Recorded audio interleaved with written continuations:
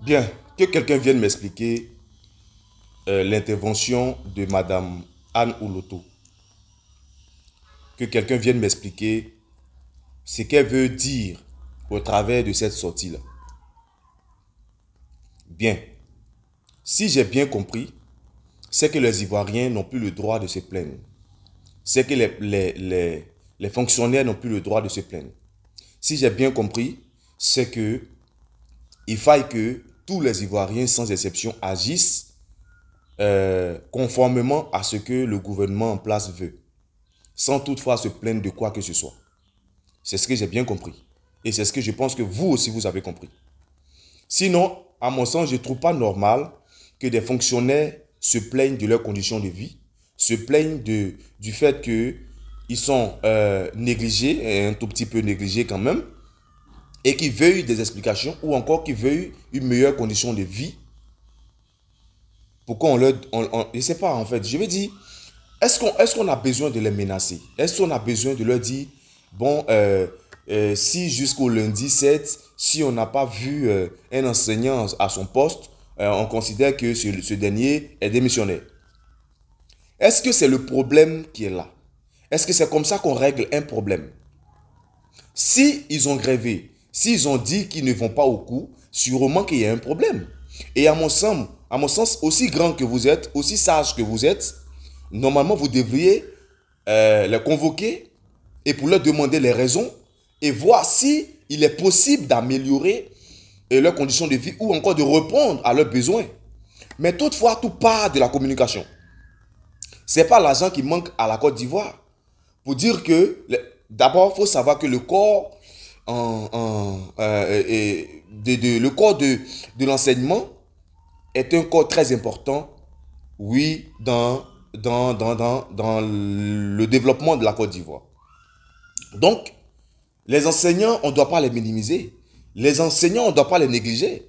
Aujourd'hui, si nos petits frères n'arrivent plus à s'exprimer normalement, ils n'arrivent plus à réfléchir comme il se doit, c'est parce que le milieu de l'enseignement est biaisé, le milieu de l'enseignement est vraiment, excusez-moi du terme, mais est vraiment sale. Pourquoi? Parce que les enfants n'ont pas l'éducation nécessaire. Ils n'ont pas l'éducation nécessaire qu'on doit leur donner. Les enseignants sont livrés parce que aujourd'hui ils se livrent à la facilité. Pourquoi? Parce que leur condition de vie n'est pas idéale, n'est pas agréable. Qui veut travailler et être malheureux dans ce qu'il fait? Madame Anne Ouloto, de là où vous êtes, vous ne me direz pas que vous n'êtes pas à l'aise. De la même manière que vous êtes à l'aise, c'est ce que nos frères, nos parents réclament. Ils veulent au moins être à l'aise dans ce qu'ils font. Et être fiers de dire qu'ils sont enseignants et qu'ils s'en sortent dans ce qu'ils font comme travail. Mais je ne pense pas que la meilleure manière de les recadrer ou la meilleure manière de discuter avec eux, la meilleure manière d'ouvrir un panel de communication avec eux, c'est de les menacer. Non, les menaces ne vont rien arranger, ça ne va rien faire. Au contraire, ça va empirer. Et je sais que si ça empire, vous aussi, ça ne vous arrange pas parce que vous aurez les explications à donner ailleurs. Pourquoi ne pas ouvrir, comme je l'ai dit tout à l'heure, un panel de communication pour permettre ou pour recueillir les avis de chaque enseignant et pour savoir quels sont les besoins, qu'est-ce qu'ils réclament et ensuite voir dans quelle mesure engager une négociation ou répondre aux besoins qui vous seraient apportés. Moi, je pense que vous êtes mieux placé pour gérer tout ça. Parce que si vous prônez la démocratie, vous prônez le droit de l'homme, et que pour un si petit problème, vous proférez des menaces, c'est qu'il y a un problème.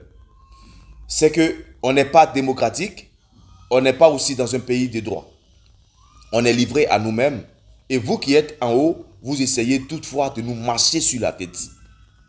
Et ça, c'est très dangereux.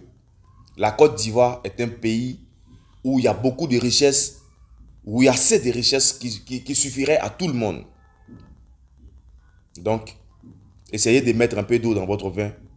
Réglez le problème de nos parents plutôt que de les menacer. C'est tout ce que j'avais à dire. sur cette intervention.